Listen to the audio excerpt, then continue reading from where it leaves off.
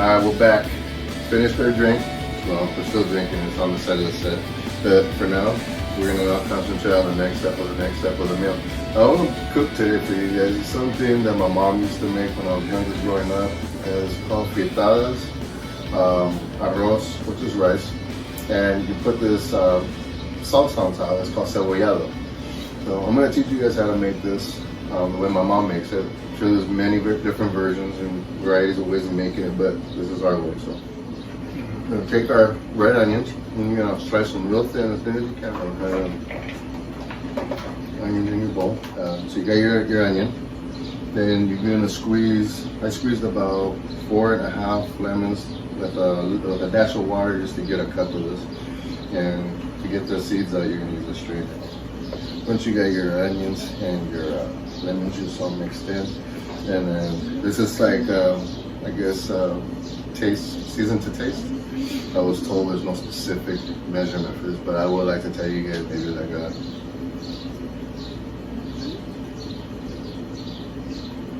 that looks like about a tablespoon. And again, no measurements, just kind of like to taste, but tablespoon. Olive oil, about a tablespoon. And in case you haven't met Alfredo, this is Alfredo the waiter. So here, hang out there, say hi to everybody. Okay, so once you got your oil, your lemon juice, and your pepper and your salt mixed in, you just kind of stir it up, make sure it's all nice and tossed up evenly. Get all the onions coated up. And this is a waiting process now because we're gonna wait 15 minutes. So 15 minutes later, here we are. We got our cebollado onions all done up, and as cameraman can see right here, you know, very all marinated. And what it does is it cooks the onions. The lemon, the salt, the pepper, you know, just infusing it all, just coagulating that rich, sour flavor. And what we're gonna do now is add our cilantro. You're gonna add a whole bushel of cilantro, not half, not a third, not a pinch. The whole damn thing, man. Stop being a wuss.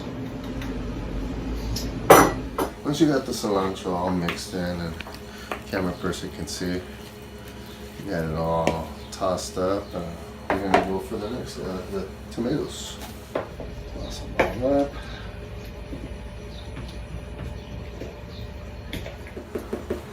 There you go, you got your cebollado. What we're gonna do now is we're gonna let it in the fridge for another 15 minutes, or as long as you want. The longer the better, because what happens is it's gonna look sloppy, it's gonna look gooey, but you'll see when I throw it on top. But just show the camera person like real quick the finished product. Tupperware or your bowl, then you know, use that. I did it. All wrapped up, ready to be chilled. See you soon. So we're back. Now part 2 of the ingredients to this part is the rice. Nothing hard, nothing really crazy. But guess what, man? A lot of people don't get this part right. I mean, rice is very, very important in my family. Like, if you don't do the rice right, nobody wants to eat. So, you first get your rice, you wash it. You got about a tablespoon of oil. I like to use olive oil all the time, most of the time, unless I'm doing deep frying. I got about 2 cups of rice. I got 4 cups of water, and about a tablespoon and a half of salt.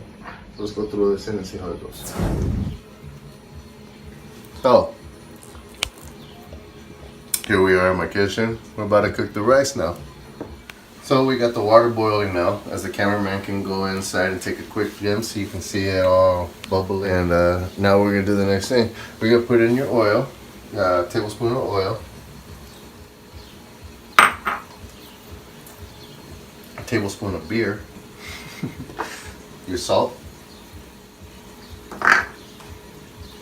Now, again, I mean, I should have stirred it before I even put in the salt, but what we're gonna do is now stir in the salt and the oil and get your rice in there nice and slow.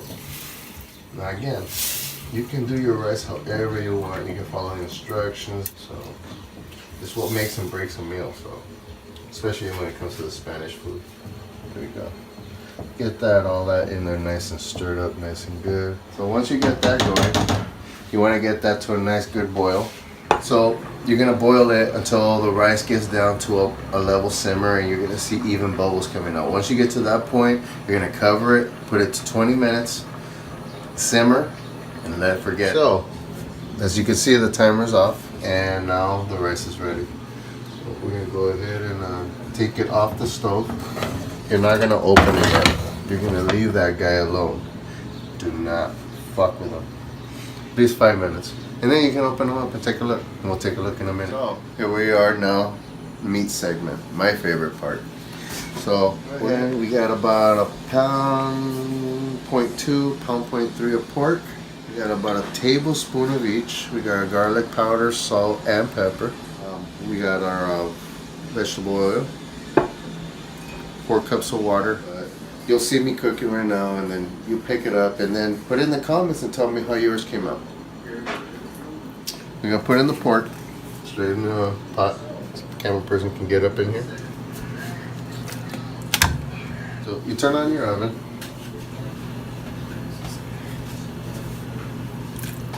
Move them around, separate them. Now what you're gonna do is once you get your pork in there, you're gonna put your water in and you're gonna level it out. You're gonna put as much water as you got pork. You do not want to do more, okay? You want to just make sure it's just covering the pork. Pork is covered. Now we're going to put in our ingredients. Give it a nice good stir. Make sure everything's in that stew water, because really that's what's going to marinate that meat as it's going to cook. Gotta make sure you got that medium heat going. Do not have it on high. Do not have it on low. Medium heat. It is the key. Once you got that nice coat going, now what you're gonna do is just forget about it. You're gonna leave it there, and you're gonna come and check it like maybe every 5 minutes or so, and you're gonna see some water boil. What you're gonna do is just make sure once the water's dropping, you gotta keep an eye on that pork.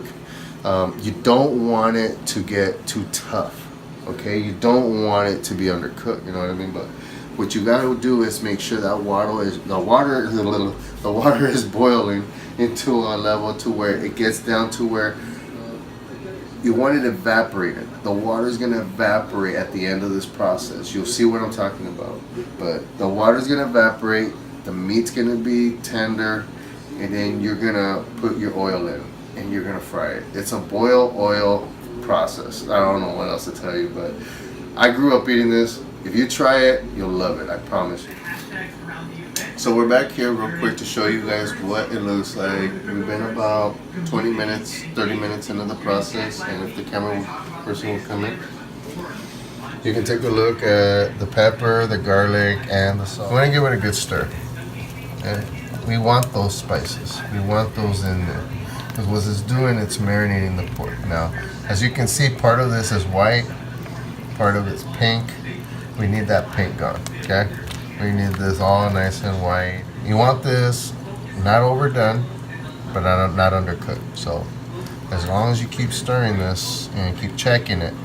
Now we want to evaporate this water. That's the key focus to this dish. You need to evaporate the water. None of it can be poured out because you need this to fall in. Don't know how to explain it. This is why it's got to be done. Listen to me, don't. You try it without it, put it in the comments and tell me how it came out. But I'm telling you right now, this is the way it's been done with my mother, and her mother, and her mother, and her mother. So just keep stirring it, let it keep going. And as you can tell, there's really not quite done yet. So what we're gonna do is just pour a little bit more water in there. Just a little bit. And like I said, we're gonna just keep adding and keep going until this meat is cooked perfectly. And once it gets close to being cooked perfectly, I will tell you when we're gonna let the water just drop and evaporate. So we're back here checking up on the meat real quick. As you can see right here, the meat's still just boiling. What's happening is those juices in there are just getting locked into the meat as it's simmering down. You got garlic, you got pepper, salt. That's all you need. I know it sounds so simple, but when you taste this, the explosion of flavor is just something different. And we had it encebollado in the fridge, marinating in lemon juice and cilantro and tomatoes and all that other good stuff. So we'll be back right now. We're going to continue to let the meat simmer, letting the water evaporate. At this point, I really don't think we're going to add more water. The meat looks like it's almost about done. So what you want to do now is we're probably going to crank it up in about a few minutes. We'll come back and we'll crank up the heat, boil it down to a complete evaporation, and we're going to drop our oil. Be back soon. All right, so you can hear it. We got all the water evaporated. There's no more water left. It's just the meat. So you can see right there.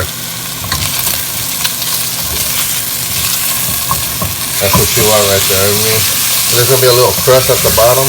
Don't worry about it. That's gonna give it more flavor. Okay. So once you got all that water gone, this way you're gonna put your oil in. About 2 tablespoons of oil. Just to coat it and get it nice and fried and toasted. Now you want to turn your heat up from medium to close to high.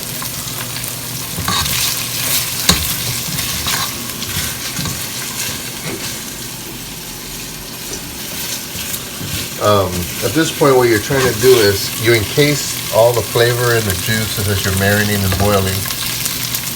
Now you're encasing it with the oil by giving it a nice outer shell with the fry. There you go. Let them sit there. And they'll toast up nice and good, and we'll keep checking them periodically. Be back soon. Quick note, you don't want to walk away from this while this part of the process. As you're frying it, you need to stay vigilant and stay by it. Just like anything that's on fire, you just don't walk away from it. So we're done already. We're pulling it off the stove, and so you can take a quick look at our finished product. Got a nice toast. Now you see that glaze at the bottom of the pan? If you can get something without scraping the Teflon, okay, Teflon is bad to scrape. Do not scrape Teflon. But if you can get something with plastic and you get that bottom, that's golden flavor. We'll talk about that after.